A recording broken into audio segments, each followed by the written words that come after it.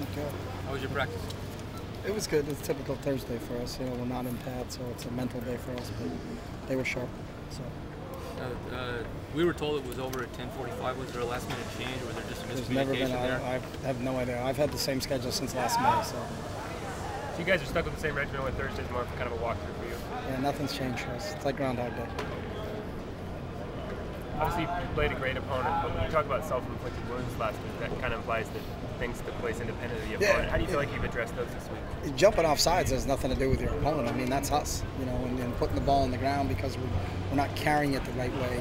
And again, that's us. So that's not, you know, sometimes if a DB makes a great play on a pick and, you know, you give credit to the other guys, but some of those administrative penalties that happen before the ball snap, you know, the fumbles, you know, were just poor fundamentals on our part. Those are things that we talk about being self-inflicted wounds. So, you know, we've been good, but again, it can carry over from practice to the game, and that's the big test for us to see what happens this Saturday.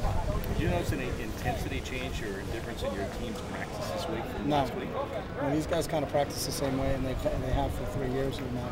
So it's, you know, it's whether you win or lose on Saturday really should have no bearing on what you do on Monday. It should be the same way you come out on Tuesday and Wednesday. So.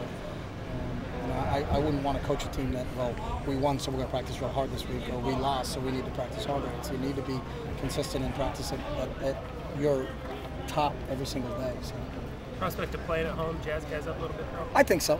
You know, this crowd's unbelievable. The home field advantage that we've started here.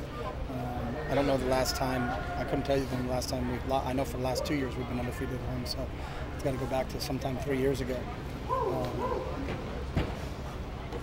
Maybe the Boise State game 3 years ago or 4 years ago at home. I can't remember when it was, but it's been a long time. So you know, this crowd, in that feeling you get when you walk down that tunnel, getting ready to take the field, is that doesn't get you jazzed up, and I don't know what will. So.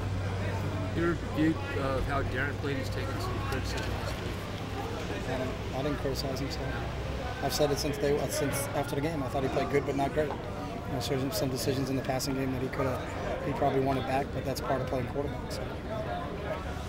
You didn't think he had a case of happy feet earlier? No. He didn't run. How can he have a case of happy feet and everybody criticize him for not running? That's kind of a contradiction in terms of that. Well, more is in the pocket, you know, not setting his feet before he throws and that kind of thing. I don't think you didn't see that. You know, I saw a couple pass rushes that forced him not to be able to set his feet. So. Did you consider personnel changes on the line after some situations like that? No, we rotated. I think he rotated 8 or 9 guys, so you'll see the same type of rotation again, depending on how the game plays itself out. But we're still going to play 8 or 9 guys. It's just a matter of those guys building on the experiences that they had last Saturday and who performs and who doesn't perform. You feel like your receivers showed their inexperience a little bit? Yeah. Tune. Yeah. You know, that's the one thing. LT is the one proven commodity we have, and then the other guys are inexperienced, and there's nothing you can do except to put them in the games and see how they perform. But I thought Justin Hoffman came up with some big catches, and he showed up a little bit. You know, and it's a matter of some of those other guys stepping up and kind of taking a little bit more of a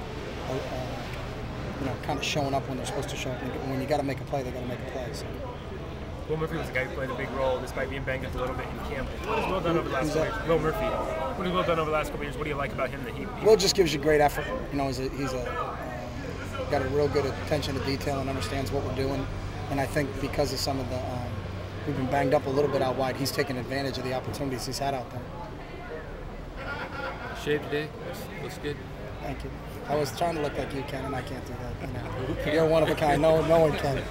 So I got up early this morning and I got a chance to make sure I showed. So. Some guys can pull that off. You, George Clooney, me, not so much. We're often mentioned in the same breath. I can see that. I can see that. The opposite of George Clooney. What's getting up early for you? What's that? What's getting up early? I don't know. 5:30. We good? Thanks, Jim.